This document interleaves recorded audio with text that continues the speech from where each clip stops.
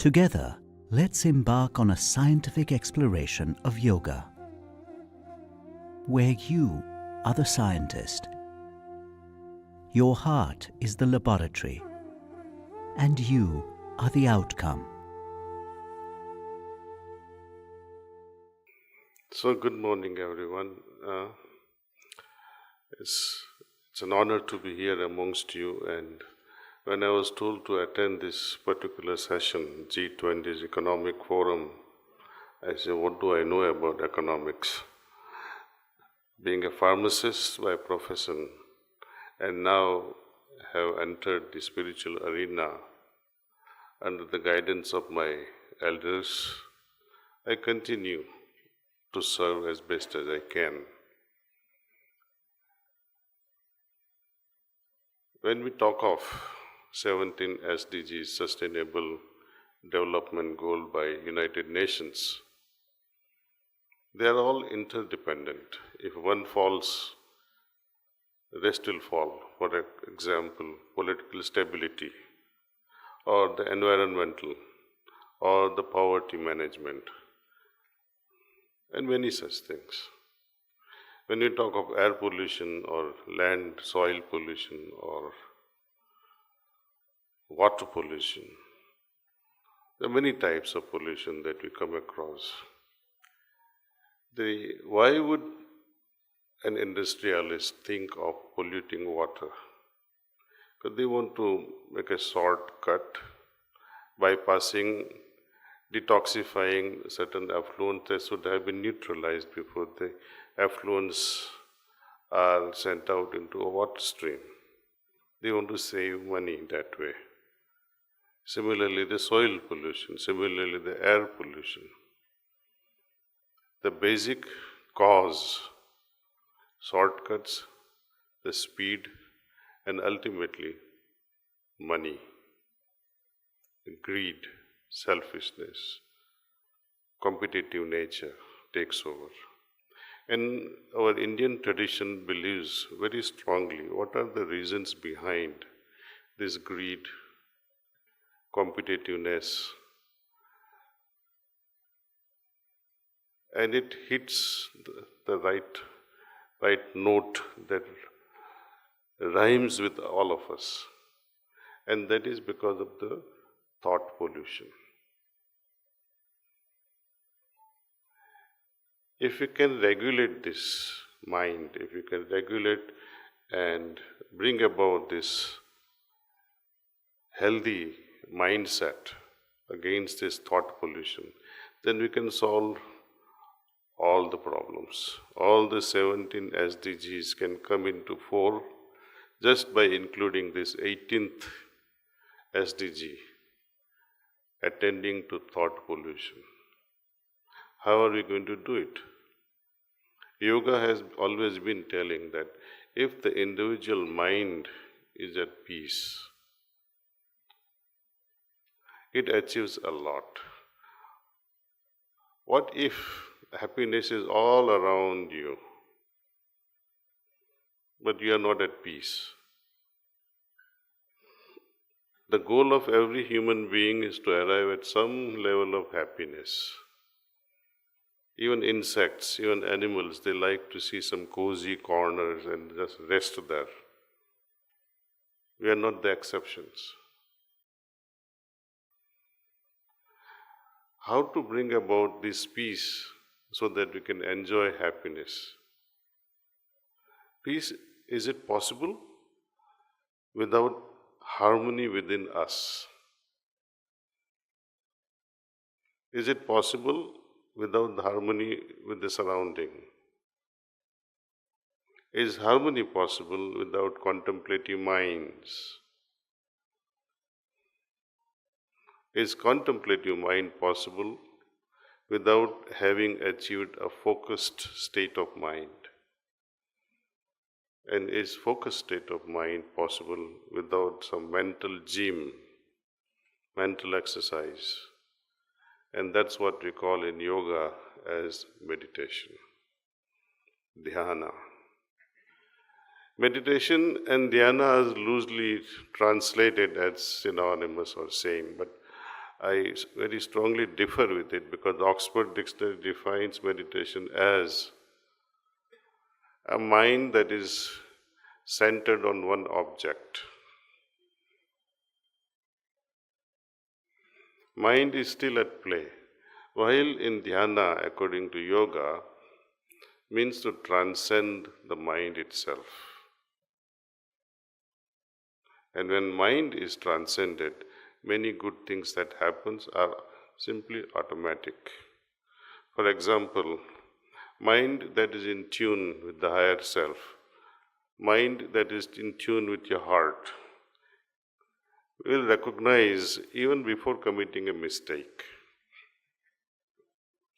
Though at times we put a stone over our heart and say, okay, let this pass, and we somehow succumb to our inner impulses and end up doing something that we don't desire to do from inside, and for which we end up regretting that why did I do this? If we sample across all our activities and see the results out of those activities, whenever we have followed the heart, the results are just stunningly beautiful. Whenever we have followed the mind, however lofty the ideas may be, but if the heart says don't do it, we suffer as a consequence. So following the heart is the main thing. Though mind pollution can be prevented, but what is behind the mind? Let me explain to you one thing. That what if the entire body is healthy, but one of the nerve that connects with the brain is impaired. Your eyes are healthy, but if your optic nerve that connects with the optic center in the brain is damaged, what will happen? Healthy eyes, yet you will not be able to see without these nerves. So nervous system predominates, it runs our entire system. Now, what is behind this nervous system? We have this brain part of the nervous system. It is the hardware. What works behind this hardware is the software, we call it mind. And what works behind this mind is the heart's impulse. Your mind may suggest something, but if heart resists, you will not find peace in doing that action at all. And what is the source of impulses of the heart? Yoga says it is consciousness. And what is it that supports this consciousness? Scientists are still baffling. They can't even define what consciousness is all about. They're still struggling. But many thousands of years back, sage Vasishtha, in his Sanhita, puts very plainly, consciousness is nothing but degree of perception, degree of awareness. By that it also means degree of unawareness. To the extent we become more and more aware consciously, we will resist doing wrong things. In economics also, how you may have all kinds of beautiful steps taken in protecting the economy of a nation. But what if there is a cyber attack? And the cyber attack is a direct consequence of polluted mind. Greedy mind. So yoga is all about this, how to regulate the impulses of your heart. That can be translated into regulation of your mind. Regulated mind will do the right action. That's why they say regulate your heart first. Heart's impulses should be curbed. We don't teach this to our children because we ourselves are so unaware of such things in our existence itself. We allow the mind to wander all around. And when we try to even focus, we fail to focus because all those 24 hours we have been after so many things. It's difficult to tame. It's easier to tame a dog, but not our mind. See?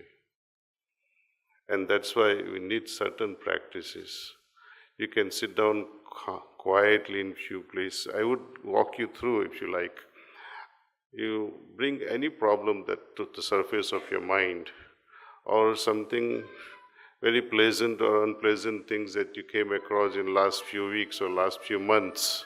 So bring to your mental awareness any issues that you may have, and dive deeper while focusing on the center of your heart. I'll be sharing with you what we call yogic transmission. Be receptive to it, and then see what becomes of that problem. Are you able to solve it? Are you able to arrive at some solution?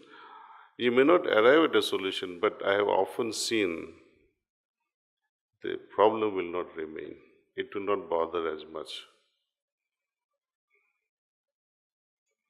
So meditation is not just about realizing the higher potential or God realization or self-realization. That's a different chapter altogether. My main purpose is, even if you are a non-believer, even if you are an atheist, it doesn't require that you need to believe in God, because what we are after at the moment is mental exercise, mental gym, how to regulate my own mind. And once we have regulated it, to allow it to focus in arriving at some wonderful solutions.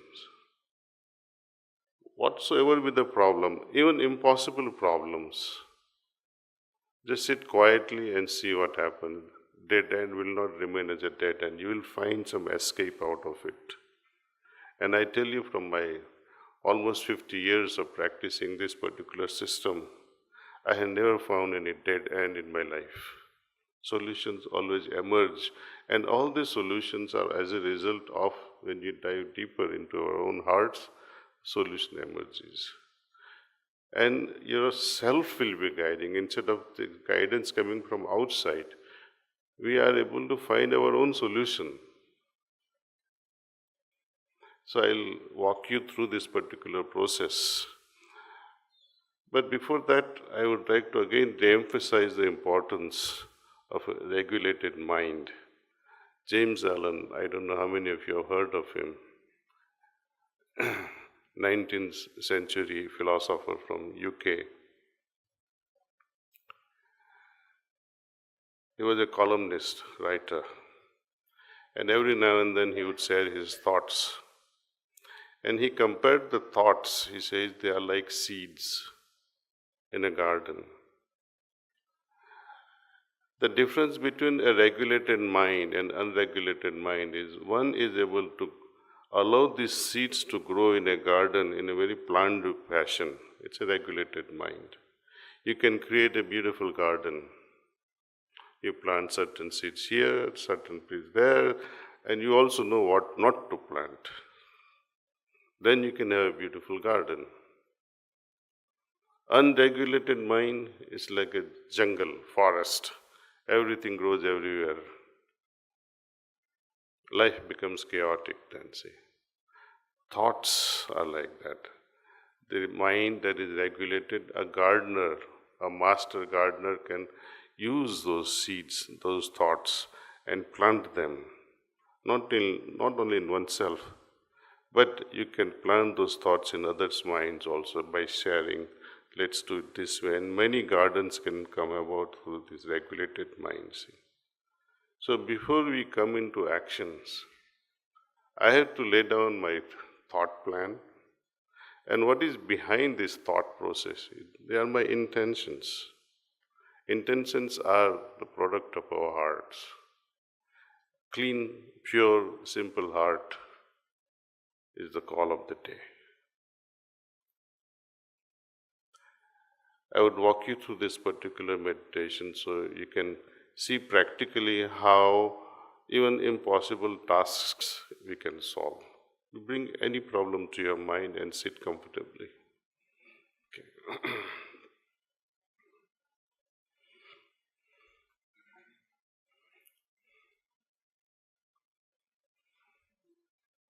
I'll first help you through relaxation process. Think that the energy is coming from below, from earth, entering your feet and helping you relax.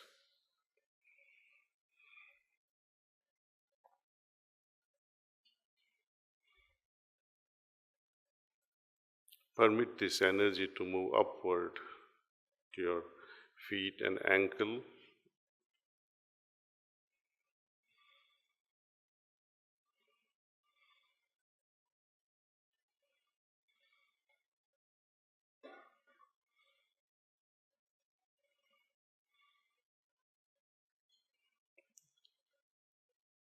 Feel the relaxation at calf muscles and your knees.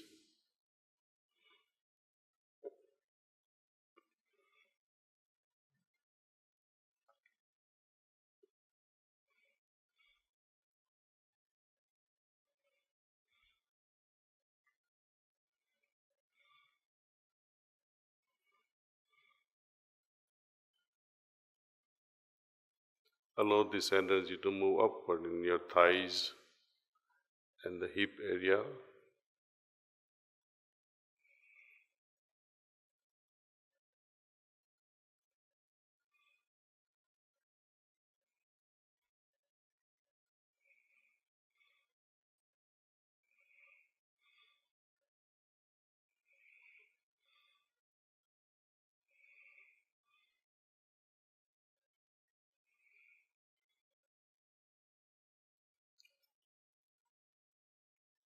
Now feel the relaxation in your lower and upper back.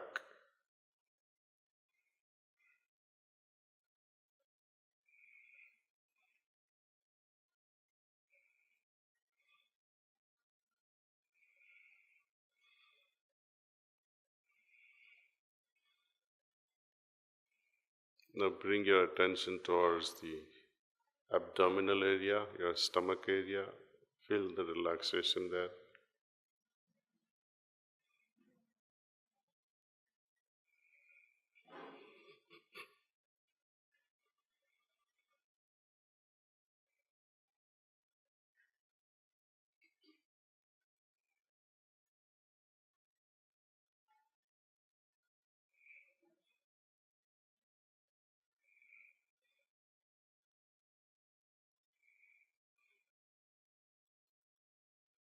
Now your chest area.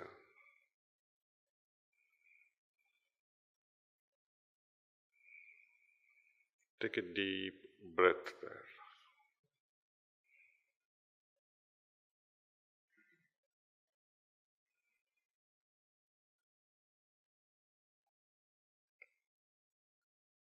Now permit these energies to enter your shoulders. Feel them almost melting away, becoming very soft.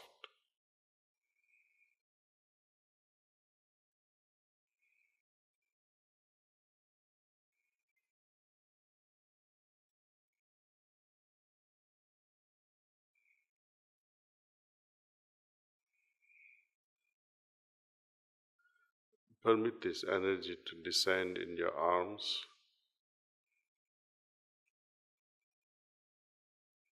helping each muscle, including your biceps and elbow and lower hands, relax.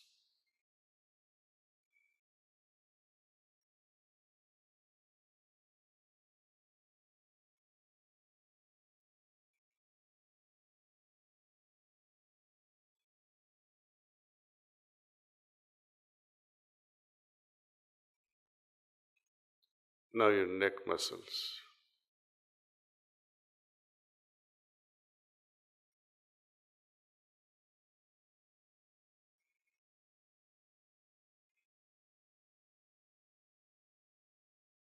Allow this energy to move further up into your jaws. Drop your jaw if you have to. Feel the relaxation.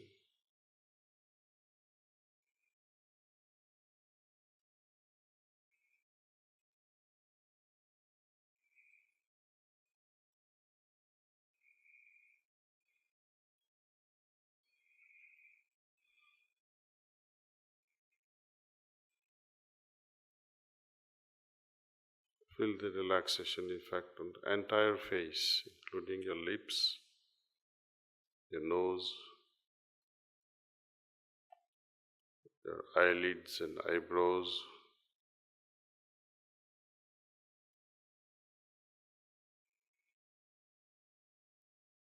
your earlobes,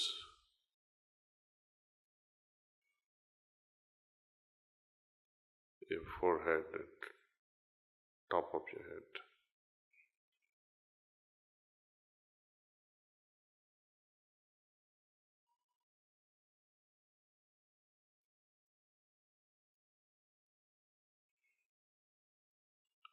Now scan the whole system from top to toe.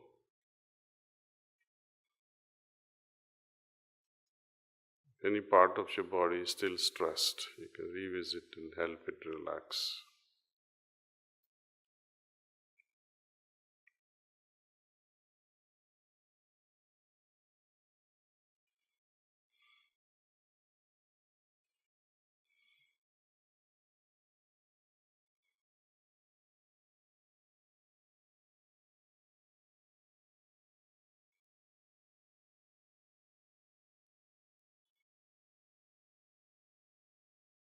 Now we are ready to begin meditation.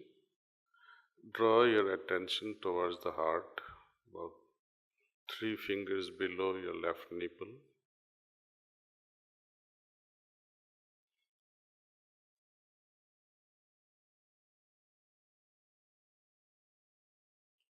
Imagine that divine presence is already there in my heart in the form of light, and that is attracting my attention inward.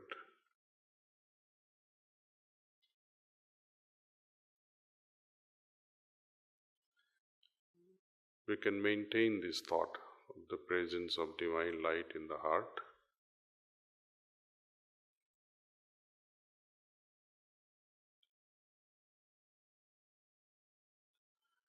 If any thought disturbs you too much, bring your attention back.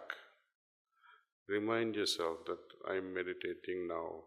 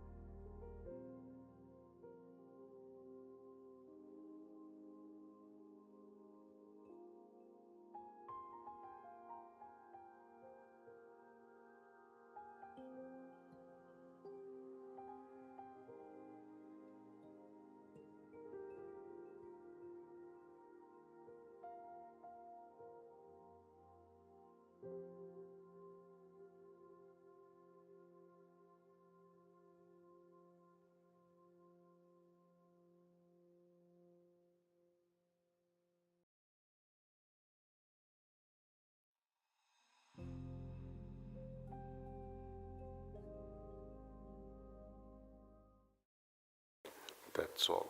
Bas kijiye.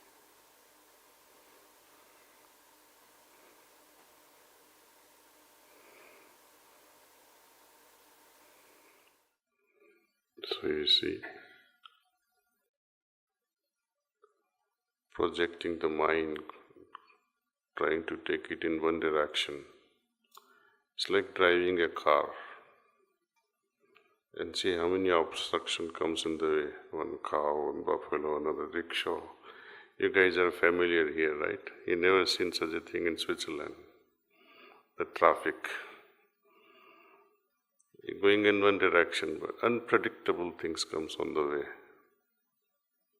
Mind also, you're going in one direction, trying to think on one solution, but many things comes uncontrollable. That is the pollution. See.